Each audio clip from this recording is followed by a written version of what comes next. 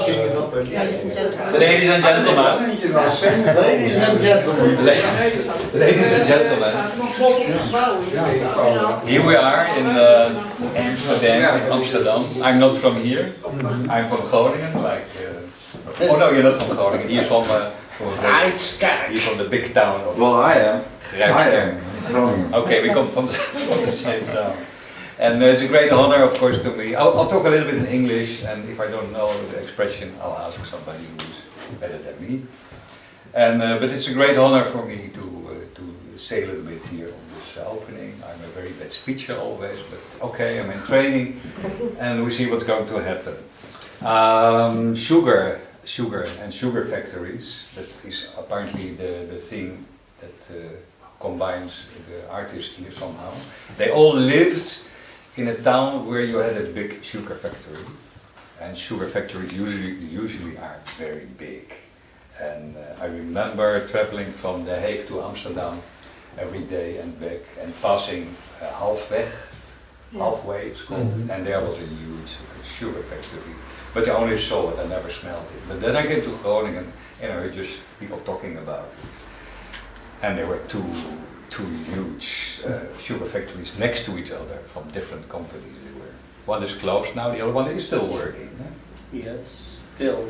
Yes. And they are west of the town, and everybody all the time talks. But we start a campaign in September, the wind is blowing, and the whole town of Groningen smells the beets, or the boiling of the beets. It's a huge chemical process, which I don't know, but there are all kind of interesting films you can find out about how to make sugar and out of beets. Here in Holland and in most of Europe they make it out of beets, but of course elsewhere in the world, like in the Caribbean, they make it from, I call it rietsuiker. Sugar cane. Sugar canes, they say. Sugar canes. And those factories here, well, there were regular workers, of course, and in the Caribbean it was a little bit different. I suppose that they had interesting slaves who had to work. But I don't know exactly. Victoria here is dealing with it. I would like to present you first the artists, that's very important. They're next to me. Well, Johan van der Donk is from Holland, and Johan van der Donk lives still now, and no, he doesn't live around the corner, a little bit further. He lived in Hoogkerk, and Hoogkerk is next to Groningen. That's where one of the factories is.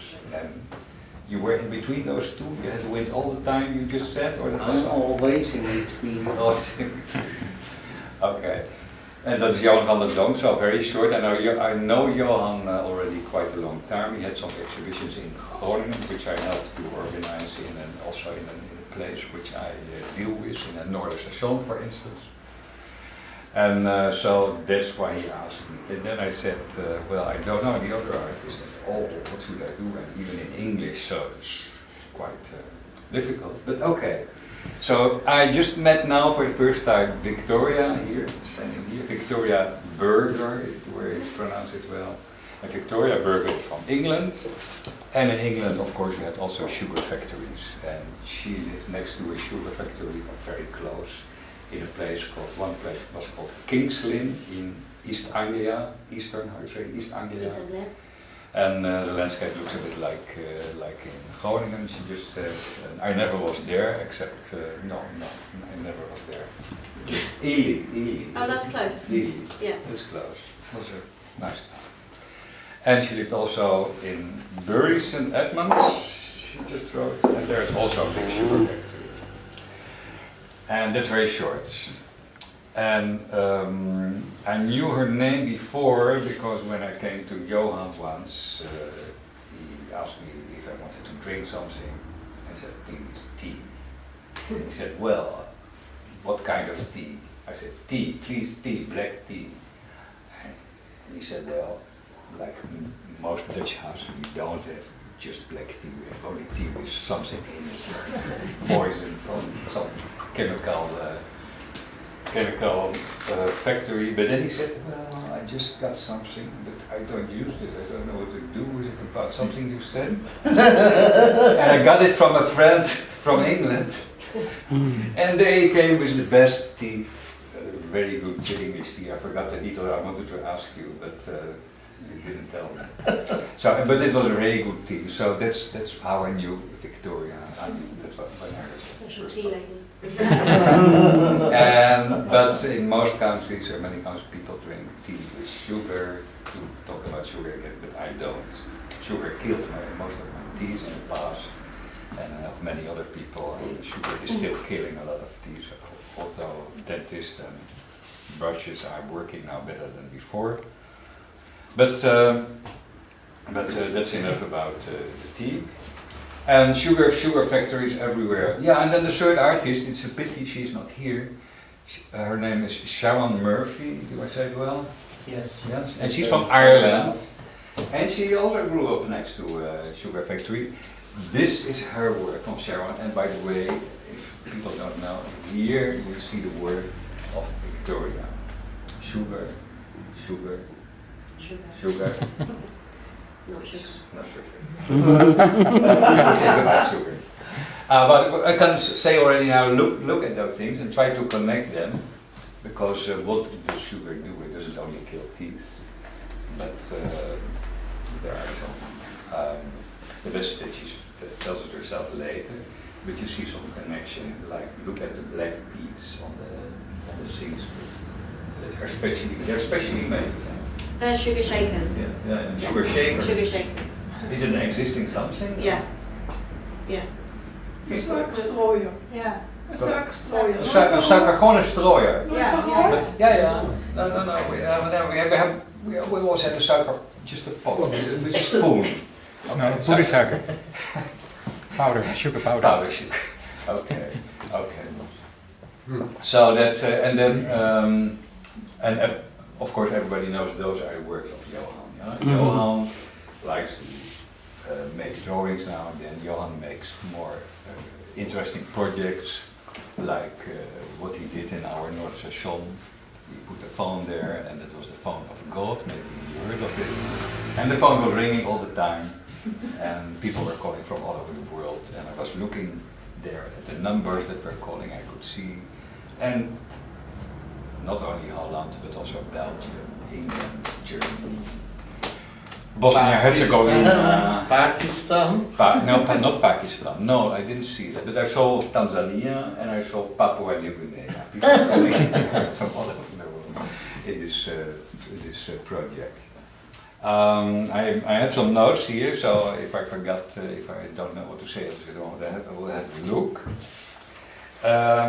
I won't go too much into detail on all kind of art historian connections too much. That's better to do it later or to write about it. You'll get crazy from it. Also, I'm an art historian and an artist also. And it's nice, by the way, there is a connection. All three artists are somehow, you can say, socially and also a little bit politically involved. Yeah? And Victoria especially, she just wrote how those works are connected, but they refer somehow like to slavery, to the Dutch connection, to the sugar industry, and so on. And here, well, just think about it, this thing is made of sugar. Whole sugar or All sugar. all sugar? And about sugar factories, by the way, it was interesting to see how sugar came to the world, and also especially to Europe. But before the 17th century, we had no sugar. But there was the only really sweet thing that people had was honey.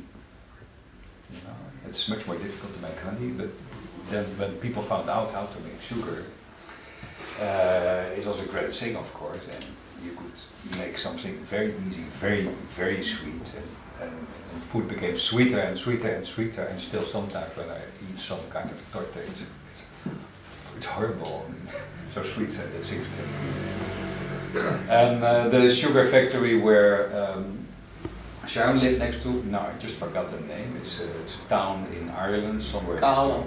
Carlo, yeah. Yeah. She wrote it to me. this name. And in Ireland there was no industry. So it was also very interesting to notice that the sugar factory was made after 1925 when Ireland became independent. And the government said, well, we have to make factories, we have to give work to the people. So they planned, really, it were state-planned factories, well, in Holland and England most was particular initiative. So, but the politically and socially involved, well, from Johan we can say that also with all his projects, the letters to God, the letters to Allah, and now the sugar factory. Sharon is a little bit different. It seems that she is more personally involved, and she makes photos that somehow, for me, are very moving, and I cannot explain exactly why, but she deals also with memory. Just maybe later in the talk we can go deeper in it. But I saw, for instance, well, you have those empty landscapes with a little girl standing. It's staged, of course, it's staged. It's not. You could one moment think maybe it's photos from herself long ago, but you can see also now they're very modern and maybe now. She hired a model, dressed it up in a kind of old-fashioned coat.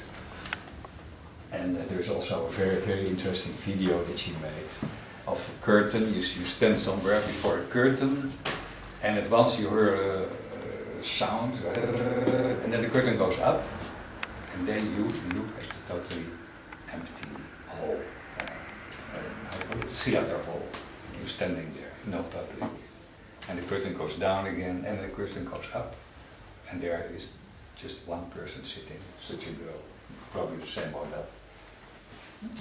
It's a wonderful video. So she deals mainly with photography, and here we see objects, and Johan, well, he has drawings a lot, but he's mainly involved in, how do you call it, projects. Projects. Conceptual projects. So now I said already a lot, I shouldn't make it too long. Just let's see if I have a very interesting. Yeah, I thought about reading something, but maybe that's too much. That makes it too complex.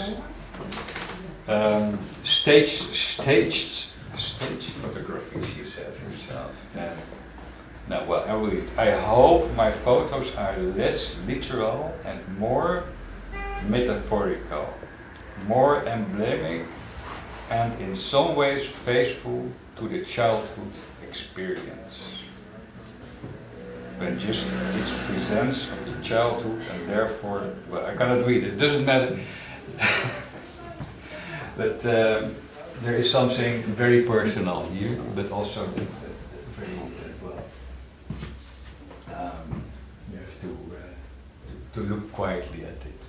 And I think also everybody should come back when the gallery here is open. And when there is nobody else, because mostly openings are for social interactions.